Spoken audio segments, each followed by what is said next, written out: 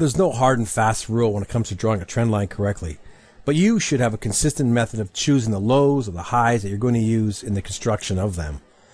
Keeping in mind what the trend line represents, as we talked about earlier, and that many traders will use them as support and resistance zones, that will help you determine what suits you best.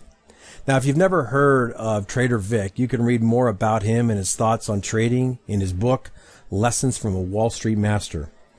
In drawing a trend line, Vic would start with a move began as an anchor point.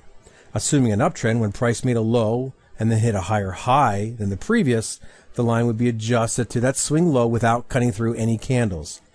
If that was not possible, a new trend line would have to be drawn using a new anchor point to the next higher low. Taking a look at this chart, you can see there were several different lines that were eventually drawn. And for simplicity's sake, I've omitted any supply lines to avoid further clutter on the chart. Number one, this is really a cheap line due to the lack of pullbacks at this point in time, and I used a congestion area for the second touch. It's a weekly chart, and there are pullbacks on the daily chart. If you're trading a chart like this, it can be a tough go as the market just appears to be grinding higher. Number two, actually have a swing level that precedes a swing high, so a new line must be drawn. Price breaks the line, and once price retests the high and then breaks the previous swing level, you can consider a change of trend. Number three, price breaks a swing high, and the new swing low is used with the original anchor.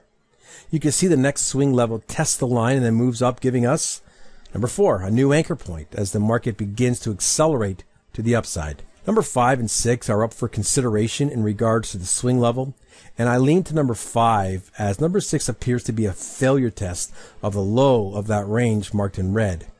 Although price did not breach the high, which is a requirement for the changing of the lows for the trend line, is close enough. Price breaches the number 5 line several times, forms a triple top, and then just collapses.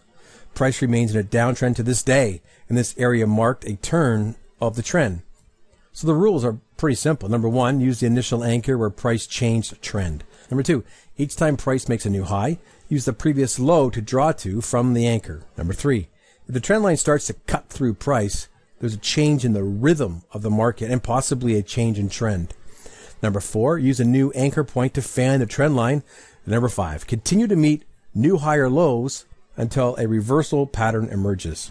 Now, another method you can use with consistency is a TD trend line by Tom DeMark. You can research more about him and how he approaches the market through this link here.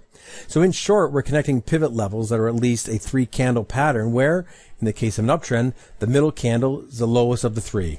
You could obviously cut down on the amount of lines by using a 5-candle pattern. And I've used 2 different colored lines to distinguish between them when they are in the same area. Now, I've highlighted a few areas of interest that really stood out for me.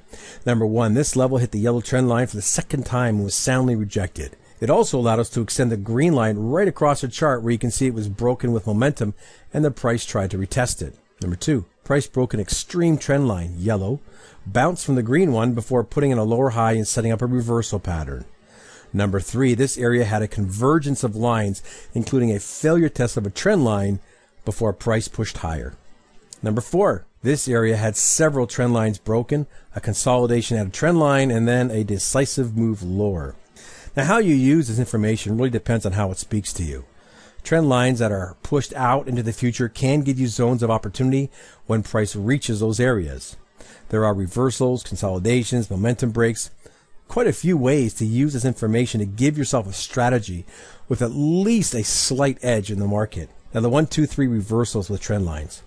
Now, I alluded to this a few times earlier, but let's look at this with some greater detail. Trader Vic, as Sperandeo is better known, uses these to show a change of trend. Here, we have a market in an uptrend with a trend line on the lows. Price puts in a top, and at number 1, that gives us our first condition, a break of the trend line. The market attempts to gain the high, but fails to, and now we have condition number 2. Aggressive traders may start to look to short in this area. Finally, we have our number 3 condition, and that is price taking out a minor low, a consistent method for determining the end of a trend. You can even use these on smaller time frames to position yourself in the direction of a higher time frame trend. I'm going to leave that for you to decipher, but remember, a correction on a higher time frame is a downtrend on a lower time frame when we're looking at an uptrend. So all we're really doing with trend lines is visually representing the rhythm of the market and are alerted to a change of state of the market when a trend line's broken. We then look to see if there's a pattern that we can use to position in a trade in the right context. Now, learning to consistently draw trend lines, it's a skill that you can easily master. And it's one thing, though, to master a technique, but it's a whole different world to execute it in real time. Trend lines are certainly not foolproof, but can give you zones where you can look for reversals or continuation of price to set yourself up in a trade. Now, practice either of these ways of consistently applying a trend line, and then spend the chart time to see how price reacts when it finds itself meeting one of them.